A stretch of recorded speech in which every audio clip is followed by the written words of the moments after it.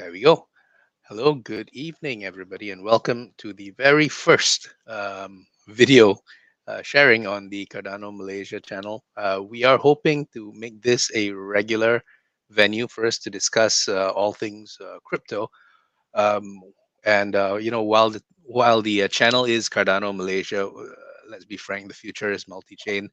We are open to any topics to be discussed during our chats here. So if anyone watching this video or is in our social media channels, please feel free to drop us any topics that you might want to discuss. I think how we are trying to put this format is for us to bring the discussion in on the ground level for any topic that is in the cryptocurrency space, because let's face it, even on the topic like we have today, right, on DIDs, we have CryptoMike, one of the OGs in the community, Hello. come in and do some sharing with us. And I'll be honest, right, even before this, just to get myself in gear, because DIDs are something that I feel passionate about, but I don't have the technical understanding of how it works. Like most of us might have a Wikipedia understanding of where things are. But when I tried listening in on the technical calls, um, you can get the gist of how it works. However, for most of the folks that are in the space, or newcomers into the crypto world, it might be hard to go from A to B to C, right? Because most of the time when the guys that are talking, they are going highly technical. So this space that we are trying to set up is, you can think of it as the lower rungs of a ladder that people can use to start to ascend that ladder and reach the next level of discussion. I think, especially in Malaysia, where crypto is still very young, there's a lot of folks in the space that maybe want to participate in the conversation but have not had the opportunity, because usually those presenting might actually end up going too deep technically into the topic. So again, this space, we are very lucky to have Crypto Mike join us. Crypto Mike is someone that had recently joined us at the Cardano Summit in Kuala Lumpur that we managed to become one of the satellite sites that participated in the summit. And Crypto Mike presented on decentralized IDs during that event, and it sort of caught my attention. So I thought, it'd be nice to use that as the very first video to have a discussion on that particular topic, to see how this format goes. Also, to sort of get us into the familiarity with the tools and things like that. The streaming software. This is also very new to myself. I'm sorry. My name is Joby, and I'm also part of the Cardano community in Malaysia. I've been in the the crypto space since 2013, and in the Cardano space since end of 2017. And we have had some success recently with reaching out to the community, and we'd like to try and establish a space that people can come to and have open discussions. So back to the topic that we have today, which is the decentralized IDs. And maybe I better clarify that it's more SSI, right? Self-sovereign identity. The initial thumbnail that we sent out for the video focused on DIDs, but after watching some videos, I realized DIDs can refer more to the identifiers and rather than just the IDs itself. So I think Mike actually gave us a bit of a heads up on what the topic should be. So right now, the whole purpose of today's engagement is to try and get in a basic understanding of what self-sovereign identity is all about, how it sort of impacts the space, or how it can impact the space, and what it might change, right? We are predominantly going to be talking about its impact in the crypto sphere, but I'm quite sure that once decentralized IDs get going, you would see it being used in spaces outside of just cryptocurrencies. So to help us go through this, we have um, our community member Crypto Mike, and Mike, has given us this time to spend with us about an hour walk through or walk me through what self-sovereign identity is, and try and get me to understand it, and in the process hopefully give us some content that is meaningful to everyone in the community. So welcome, Mike. Right. Hello. Um, hey, Mike. You Hi. wanna go ahead and tell or talk a little bit about yourself? Please, you have the mic. All right, sure. First thing first, I want to thanks Joe to actually invite me to here today and also Cardano Malaysia. Right. So let me just introduce myself. My name is Michael. Right. So right now I actually working as a business analyst in a Triangle company. It's a fintech company, and I also doing some asset backing lending protocol, and also jumping into digital identity to know more about how Malaysia is progressing in this space, right? So I've been this space since 2021, still very new, right? Started this space in Cardano, right? I hear about Charles talking about how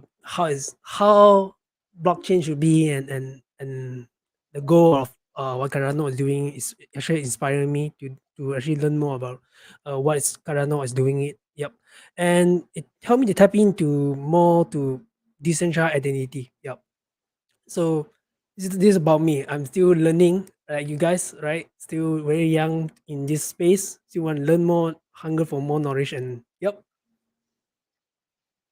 Thank you. Thank you, Mike.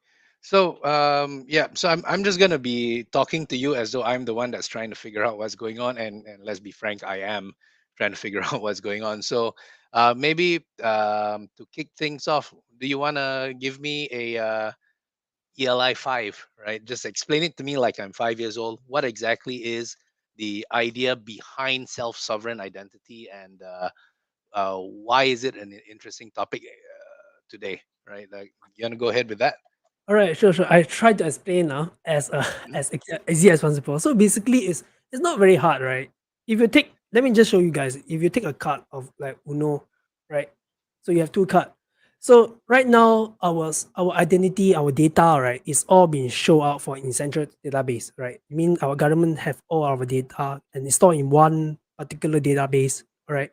So what happened is that it could have lead to like fake identity, right? Fake identity, and also maybe hacked sometime, or identity be leaked out to to the public, right? So how do self sovereign identity come in, or digital identity is basically refake the card, right?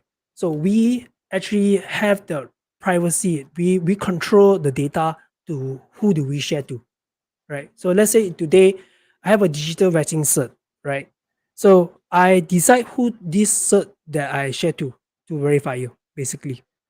So that is the most simple ways to explain about uh digital identity.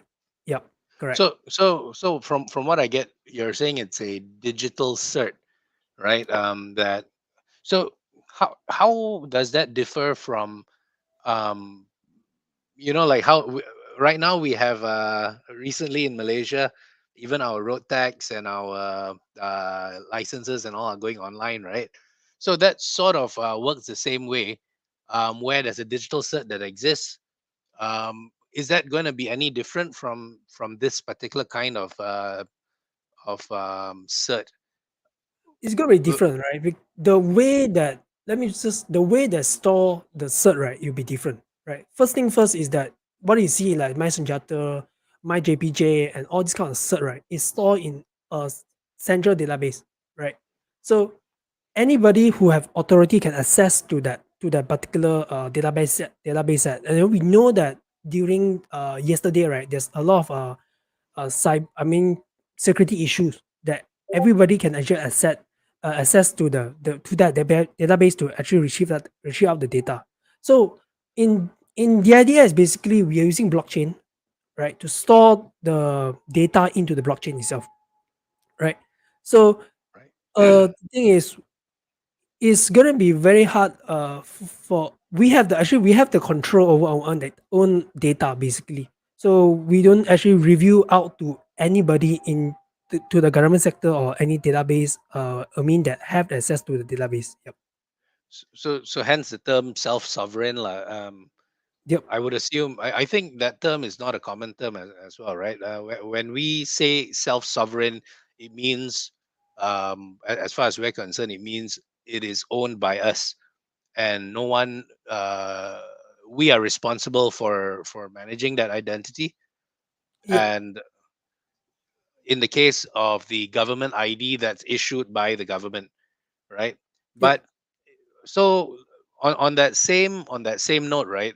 So the government issued ID is centralized, and we are going to manage our own identity. How do we bridge that gap? Like, I can easily imagine that for the government to issue out a my card or driving ID to me, they have my records, and when they issue out, they're basically giving me a stamp of approval to say that this document represents me. So if I go to the post office, renew anything, I show my card, people are confident that that's me. How does the confidence work in a self-sovereign environment? All Like, right. So in this self-sovereign or SSI, right? So mm, whenever government, or we call the issuer in this space, so issuer meaning the person that gives yes, out the ID. yes, correct. Okay. The person who give out an ID. So the government will give out a credential. So let's say, let's take an example like digital vaccine cert, right? So when the government give you out the ID, this data, right, have a unique key, or we call it like hash, right? Then this thing will actually minted in the blockchain, right? So once it's sent to you, you as the holder will hold the particular data in your wallet, right? So when the verifier to verify your credential, right, they will check back whether this hash or with this unique key is it correct or not from the issuer that issued to you. There's many ways to do so. This is one of the way that most of the standardized digital identity will do. Yep. So when they issue out that, sorry, when the issuer, who would be the issuer for a self-sovereign identity? An example, who would be the issuer normally, It could be government, right? It depends right? on the use case, right? So let's say digital vaccines will be issued by Mhm. Minister of Health, right? So I it's see. part of the government sectors. Yeah. Okay. Okay. So I sort of get that. So once they've issued it out, then basically I can go around and use that ID. For the example of a vaccine cert, if the records of my vaccine information are kept on the government servers, and whenever I show them my digital cert, it's pulling from that server, that's not yet a self-sovereign identity, right? It means that No. I'm just showing them an identity. But what you're saying is, in the case of a vaccine, um, maybe issuance of a cert to me, they have issued it out. I am holding that information in my own wallet, but there is a way for me to, whenever I flash that cert, it can actually show that this is a valid cert, right? Yes. Correct. Meaning it will most likely, I would imagine. So what I'm trying to do when we're talking right now is I'm trying to imagine what a future could look like with the self-sovereign identity, right? Because I think what it's going to enable, when we're talking about working in the decentralized world in DeFi and things like that, that is where it sort of gets interesting for me. But I'm trying to take step by step and get into that space, right? So imagining what a self-sovereign identity might look like. Would you be able to take me through, or give me an idea how? I know we don't know 100% how it's going to work yet, right? Mm. um, because there's many ways that they might do it. I can imagine, but do you have an idea that maybe anyone listening onto the video might find it helpful as an example of how Sure. a Sure. self-sovereign identity might work? Okay. So I give a use case lah. Okay. Before I Hmm. show, I actually prepare a a UI. Actually, it's very simple UI. Just let me Right. just give example of a use case. Right. We know that we talk about DeFi, right? Decentralized finance. Uh, make it clear is something that a lot of regulator actually find ways to actually do know your customer or KYC to the particular wallet, right? Yep. So how do SSI come and play is that how do I actually review something to the company without without reviewing a lot of things about me. So basically, SSI is basically choosing who to review to, right? I don't need to review Ah, all my stuff. This is okay. how SSI play in play. Yep. Right, and this is something that I managed to catch up a little bit on. Right, this is in a way it allows you to validate that the information you. So, for example, today if I okay, in Malaysia, nobody asks us for our ID when we're buying like beer at the or Yeah. cigarettes No. or whatever at the shop, right? I mean, they're not that strict over here, but assuming that they do, right? When I go into a shop and I want to buy something that is not supposed to be sold to minors, today I will show my IC, right? Yep. um, and my IC will actually have all my information there.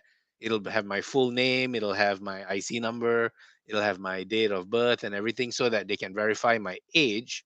But in the process of doing so, I have shown them everything, Yep. correct? Yeah. Yep. So in this case, what you're saying is that if this visually, what it might look like is I might have an app on my phone to store my ID, and it's more of a yes no question that comes from the shopkeeper. He might say, hey, are you older than 21 years old? And then I can just take out my app, select that information, and then let him scan the data, and he will get, instead of knowing my exact age, he will just get a yes, this guy is more than 21 years old, or no, this fella, don't kick him out of the shop, don't Yep. don't sell him anything, Yep. right? Yep. Okay. Yes. Okay, and the reason why this matters is because um, in the case of self-sovereign data, it might be a lot more than just like the age, right? There's a lot of information we can store in this, I would imagine. Yep. Yep. Yep. So let me just show you an UI. All right. Let me just Mhm. show you an UI that Let I me actually stop sharing. create.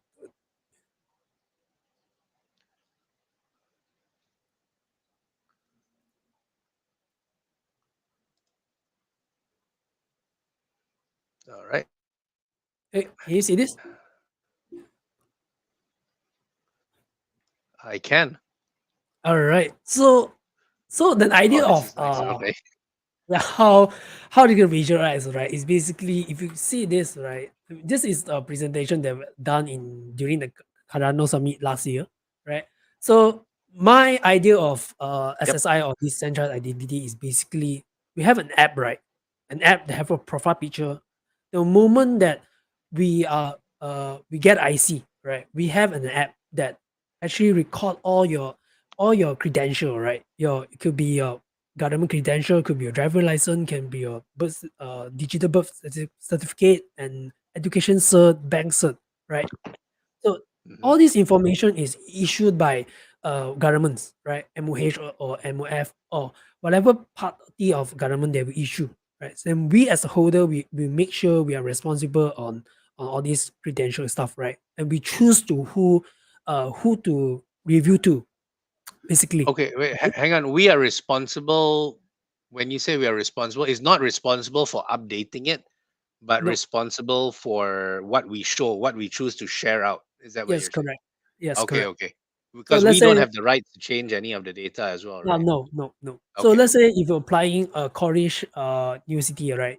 Okay, so I need this kind of data. Then you choose that which kind of uh credential should I show it up, right?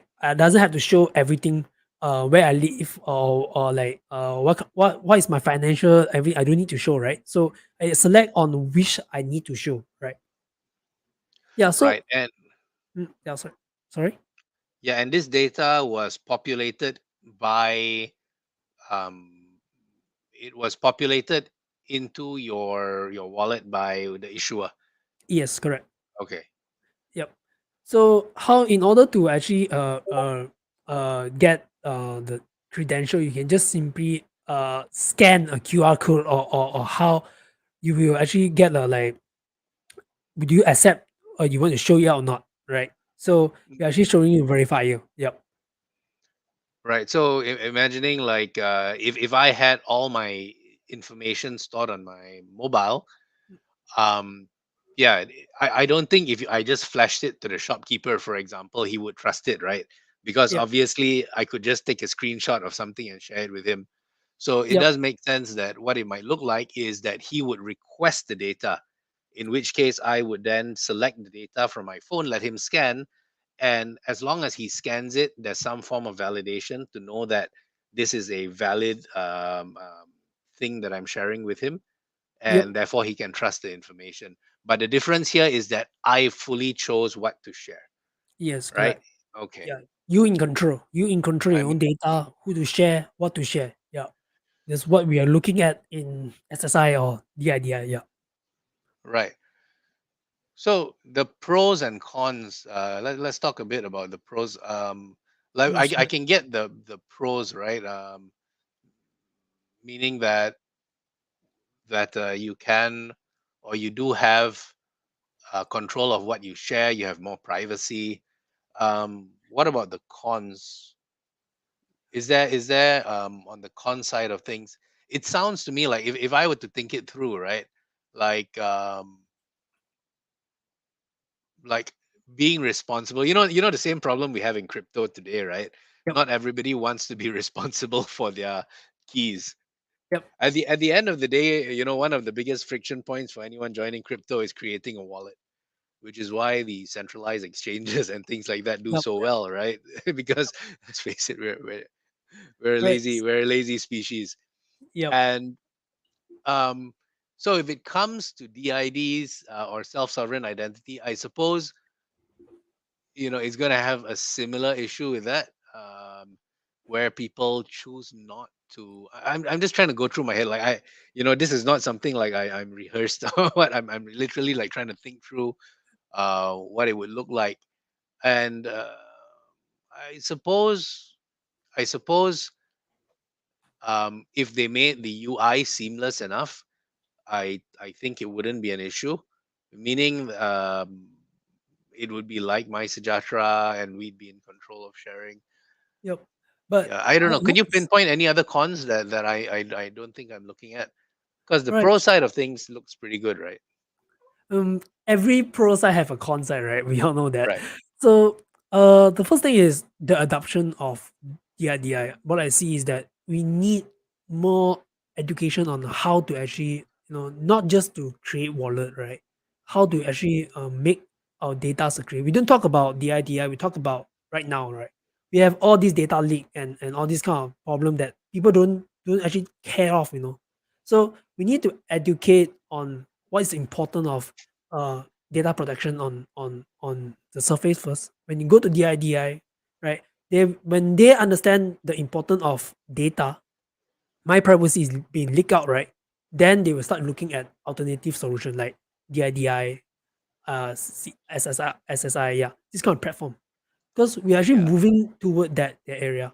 So the con is, I think, uh, we need more education in how to use the IDI. First thing is, and why is it important, right? And the second thing is the complexity, right? Because in the idea is evolving three party, right? Three stakeholders, right? We got the government, we got the issuer, like got issuer, got the holder like us, and the verifier. How are we going to uh educate this three stakeholder to use the IDI in a way, right?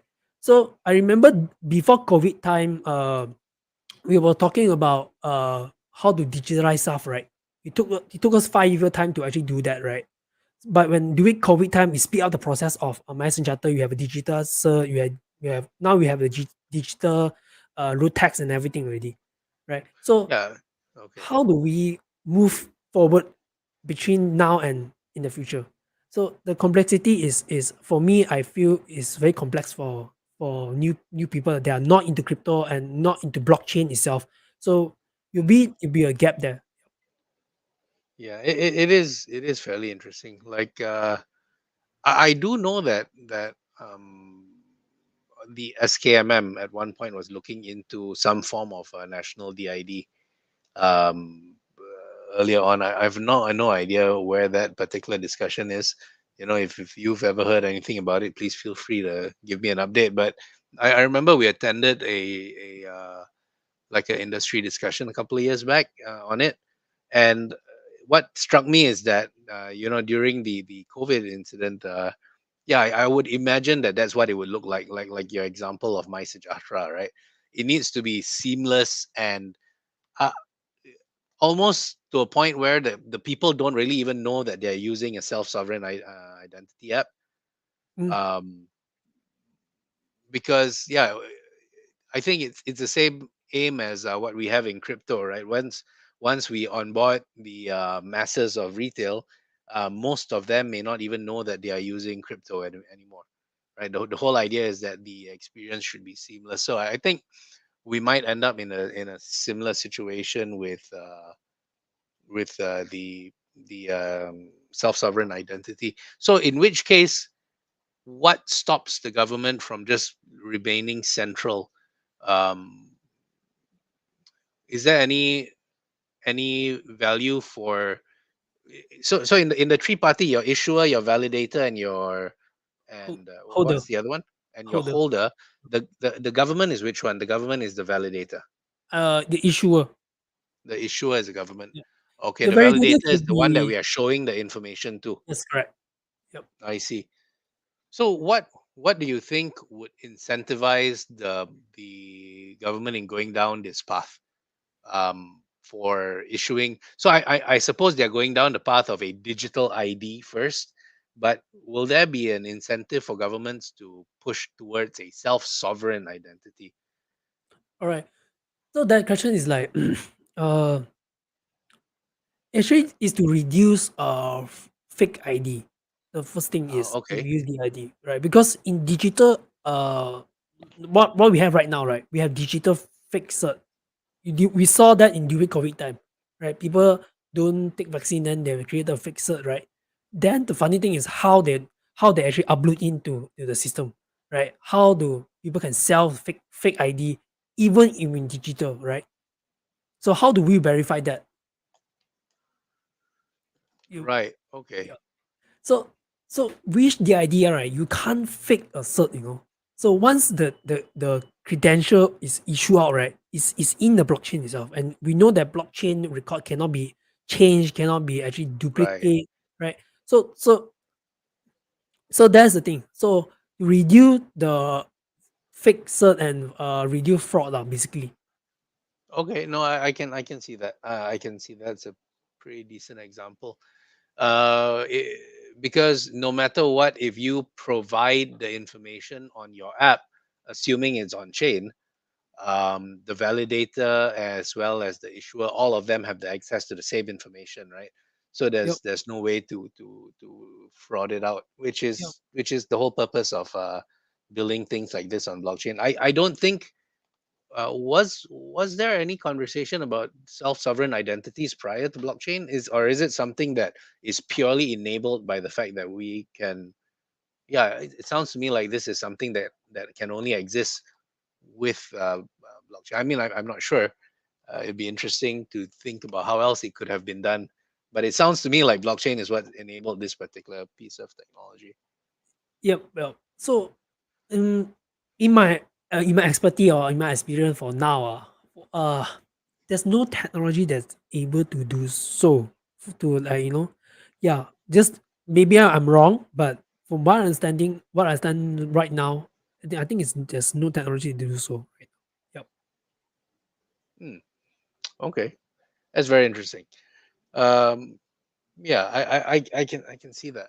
So now let's talk a little bit more. I think I get the gist of it. I get the argument for it, and I can see why it's valuable, for people to adopt, whether they know they adopt it or not, right? Now let's talk about where the space is today, right? I think the only ones I'm familiar with, or more familiar with, because I'm primarily someone comfortable in the Cardano ecosystem, is I hear a lot about Atala Prism, and I hear a lot about IMX, right? These are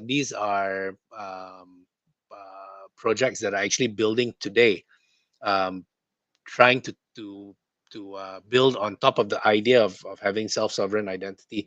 But I know the names. I know from a lot of the media out there, that you hear them building, but I still don't know exactly like what they do. So in the case of Atala Prism, will you be able to give me an idea? Because I know that you've looked at their stuff as well. Can you ELI5 that for me? Like, what does Atala Prism do, and are they similar to IMX, for example, or is there a difference? All right. I tried to put it very simple. Mm. Altera Prism and IMX, IMX, right, is basically doing the same digital identity, right? But the approach is a bit different. For Altera Prism is they are actually building a digital identity management. So basically, it's built for large scale industry, like let's say a minister wanted to use a platform like that, right, to issue, to keep record, to issue credential and everything. That's a tool. That's the one. Oh, That's the okay. good thing to go around basically. So IMX is basically what they're trying to do is to actually not in just in Cardano chain, right? They Yep. are doing in different multiple chain, like let's say Solano or different chain to integrate, right? Because their approach is to more to SME, small medium size, right? So Right. I can issue an NFT, right? Can be NFT, right? So Hmm. their approach to that way rather than in other prism is more to big scale, uh could be government sectors, could be very big Right. scale on that I side. see. Okay. Okay. It's a bit clearer. So let me just see if I can summarize that. In the case of Atala Prism, it's more of providing an infrastructure for governments to onboard the concept of a digital ID.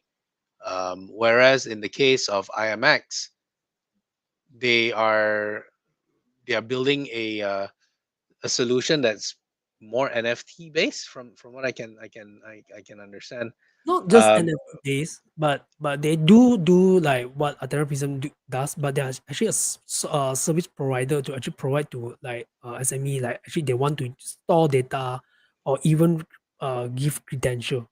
Right. The only difference is that one is very big scale, right? They do in very big, and IMF is actually doing uh so IMX can actually cater to anybody that wants to generate an ID, and yeah, so I am in that environment. IMX will be the issuer of uh, the. yeah, can say so. Yes, correct. Okay. All right, and I assume that in that case, it'll be much more towards what a decentralized ID could look like, right? Because I always think of decentralized IDs of having like two ways of looking at it.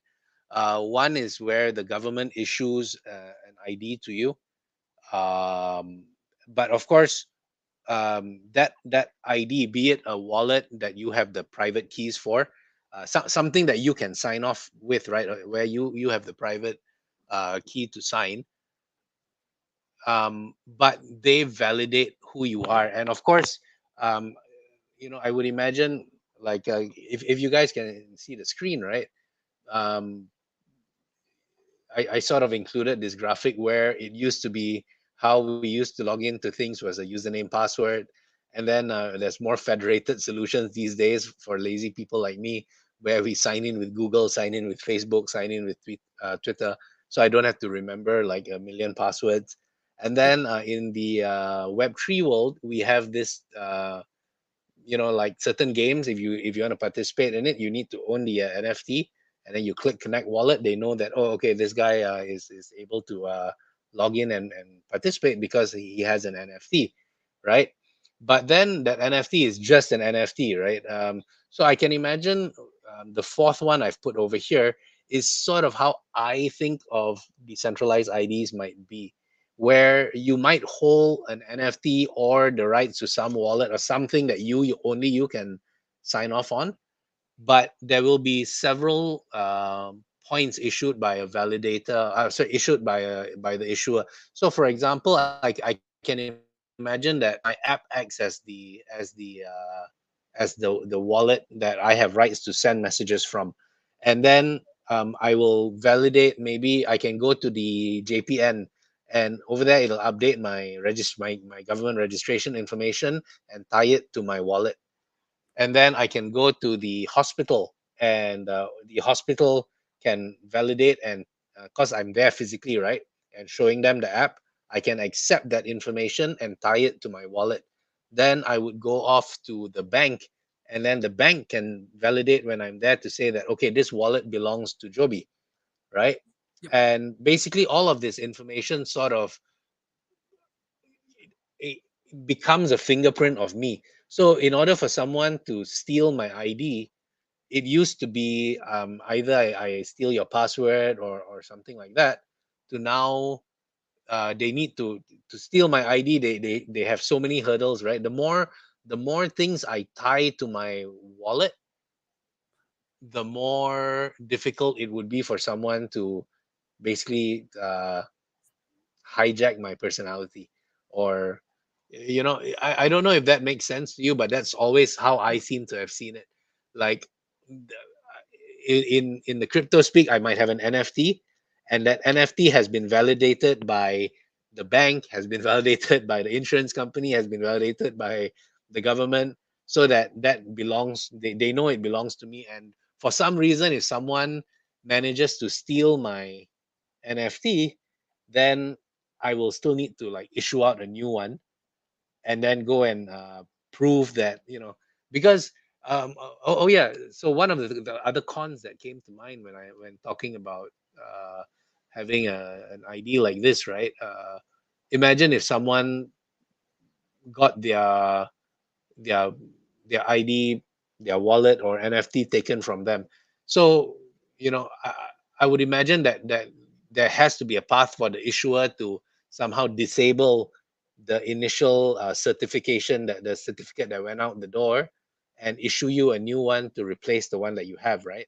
Yep. So yeah, So I've always tried to think down this path, like how on earth would they enable that?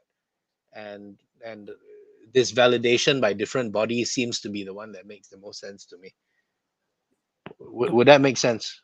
Mm, makes sense. It makes sense. What you're trying to say is makes sense, right? Let's say because I tackled the point whereby you cannot create fake credential, right? Mm, But what happen if your wallet is lost? Who you can right. recover it, right?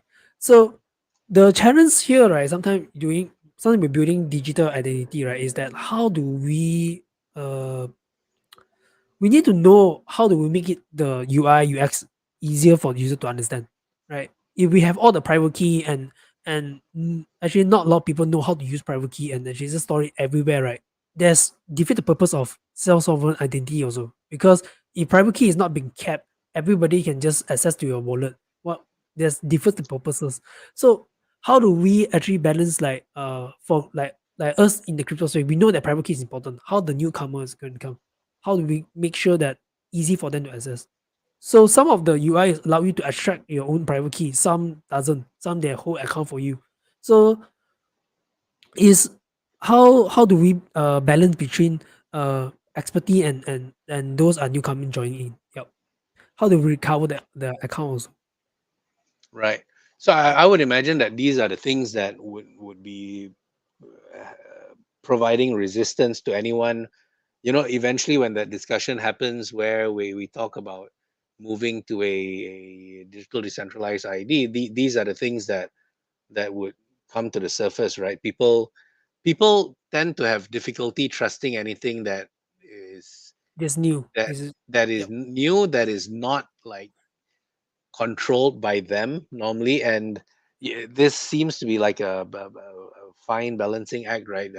You want them to be responsible to manage the IDs, but at the same time, if you make it too complicated, it becomes a friction point Yep. Yep. to manage. So I would love to see how that goes down. Now let's move to maybe just one last thing before we start wrapping up, is the benefits of engaging with an ID. Like, I think this is sort of where we come back into the crypto sphere, or the current services that we engage online, right? Yeah, it doesn't necessarily have to be in the crypto sphere. It can also be how we log into Facebook in the future, or how Yep. we log in into um, whichever social media, with, is it, be it Twitter or something. So, assuming that we have this self-sovereign identity, in the future, passwords are going to be a thing of the past. Do you think? Might be, might not, Maybe. might be. Yeah. I mean, Because it's like, because let's say if I have a self-sovereign identity, right, I can just issue approve it to a Facebook account, then I can just log into in. Or it could be some of digital identity, what I saw, they actually help to keep safe password. That'd be interesting also. how do they keep? Mean that they actually issue a credential of your password, right? Let's say it's like like Google authentication, right? Mhm. So they have a certain phase that you need to key in, right? You might able to keep that. It's like your private key. That's what I saw. Is a very new thing that I see right now So in it's stored like in my browser or something. yeah, it's like a wallet. Let's say the wallet itself is your digital identity. Then you have all the keys, all the important stuff inside. But this thing is actually wrapped up into the blockchain itself and stored inside. Yep. Okay. So assuming like, how this would be beneficial to me is I will have to be able to sign physically with that device that has my wallet in it. Yep. Or I would need to be able to at least trigger. Um, yeah, I could have that same wallet on multiple devices, and I would have maybe like a spending password that allows me to sign a transaction. So if I were to go into the Facebook of 5 years down the road, and I have a wallet with a digital ID, what it might look like is just a, um, It's you just know, normal. It's just like a normal sign, but you need to approve right. something in your wallet. The reason why is because right now every of the uh I mean the middleman will actually verify us before we get logged in, right? So some of Correct. the uh middleman will actually keep our data. So you have to immediately you have to cut off that one also, right? So in the future it might be like that.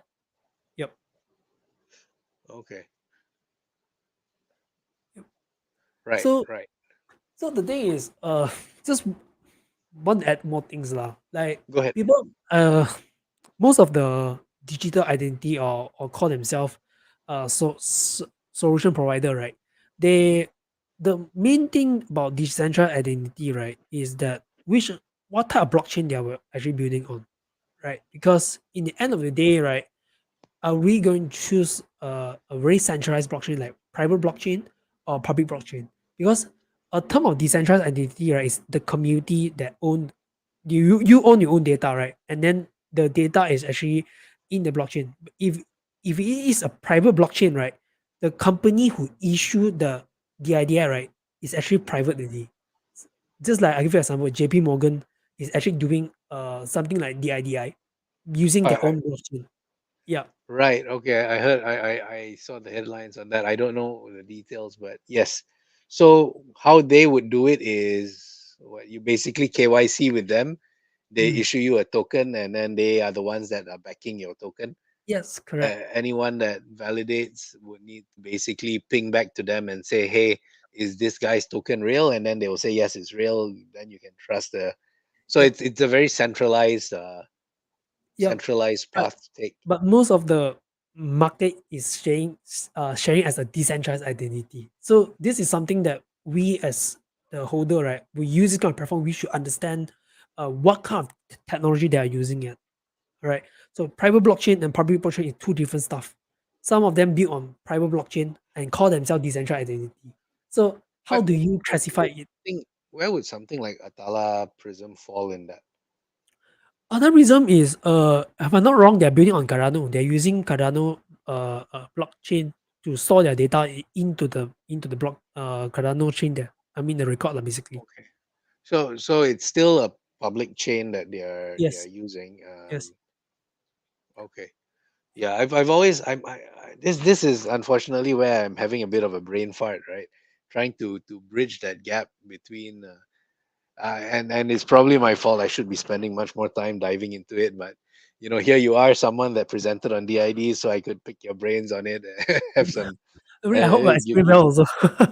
no, it definitely gave me some things to think about, and also at the same time, it got me thinking about how things like this work, right, and how it's going to be adopted in the future.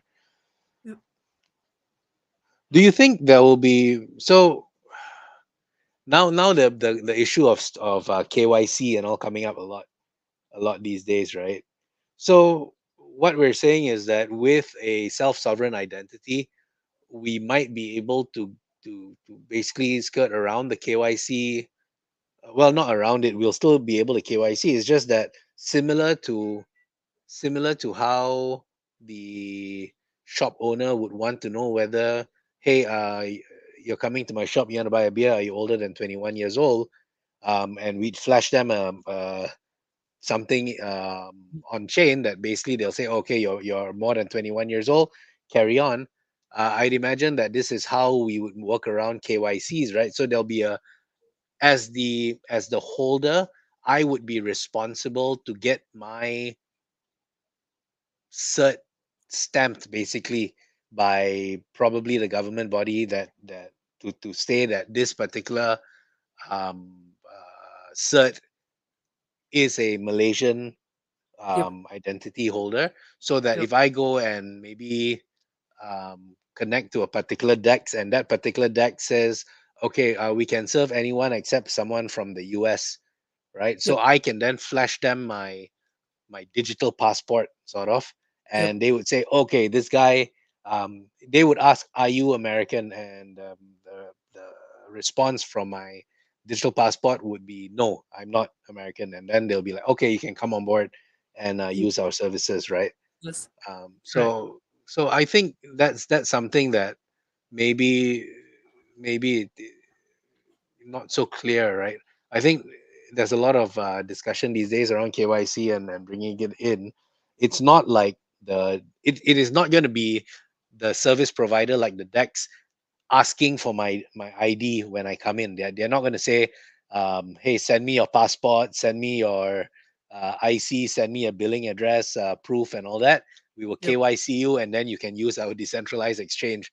So Yeah. that But that all would the be data is. counterintuitive, right? Yep. So it'll still be up to me to go up to an issuer and get a form of digital cert that proves that I am not, or I am a particular nationality, for example, and then I can use that, go to the DEX, and then the DEX can be relatively confident that, okay, this guy, he's not someone that we can't do business with, for example. So Yep. I think there's a lot that needs to change, and that Yep. needs to happen for us to get there, I suppose. But it's a bit clearer right now to me how that could work, Yep. right? I think I do appreciate this chat. No problem. I, I I mean, before that I couldn't like make that bridge as well, right? in the end of the day, decentralized identity, right, is based on the user, us, right? So we must hold our own data. We must have a control our own data and our own privacy, right? Because in these days, respect, dignity, and transparency is most important, right? So that give back the power to us to hold our own credential and who to share to, who to retrieve back to, right? We don't actually show it out to everybody, right?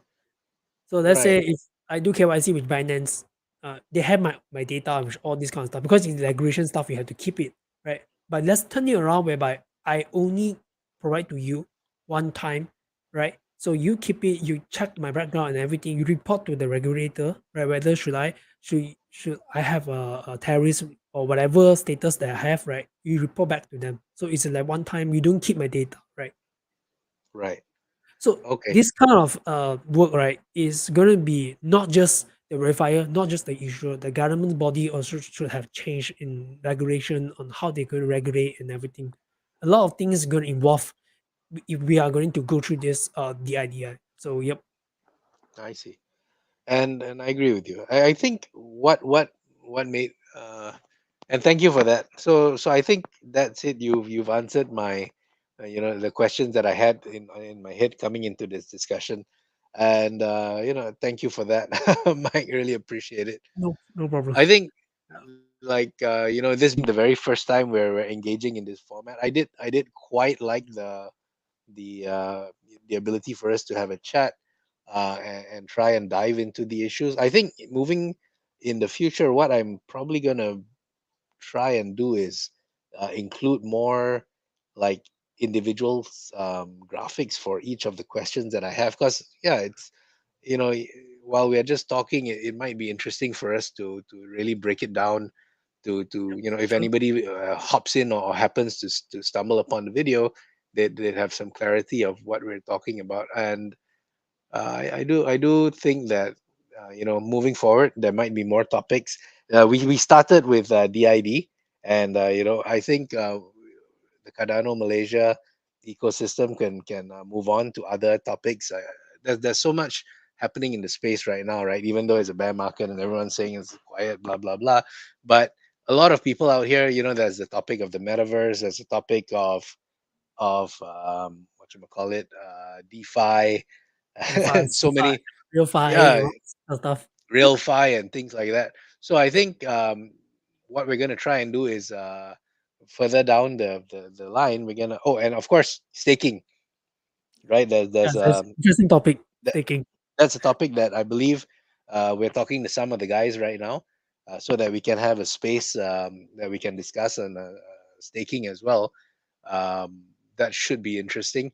And I'm hoping to engage more with yourself and other folks in the space on this medium in the future. Thank you so Sure. much for spending the time with me, Mike, All and right. taking me on that journey on self-sovereign identities. Before we wrap up, is there anything that you want to add that maybe I didn't touch on, or I wasn't thinking about asking a question around? Is there anything that you think we missed out on that's probably worth knowing about SSIs or DIDs that I might think be not to go very technical, we do have something called ZK rollup proof, okay, right? So basically, there's a method whereby how do you tell a validator that, I mean the verifier, right? That let's say I'm 18 years old, right? I don't show that I'm 18 years old, but I'm able to prove in another way.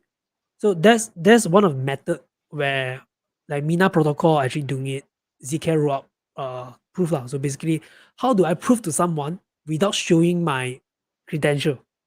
right? So It's the zero knowledge proof, right? yeah, zero knowledge proof. Yeah, I call it Without ZK showing rollup. my credential. Okay, Yeah, correct.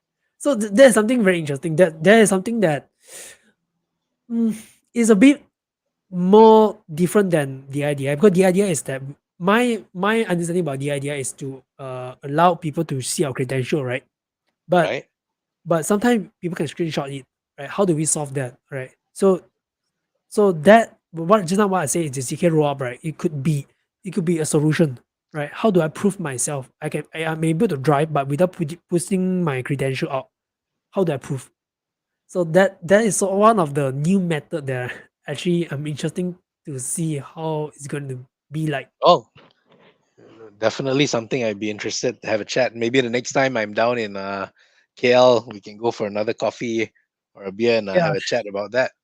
I did like enjoy the last conversation that we had when we met up, which is what led to this particular format that I'd like to experiment more with.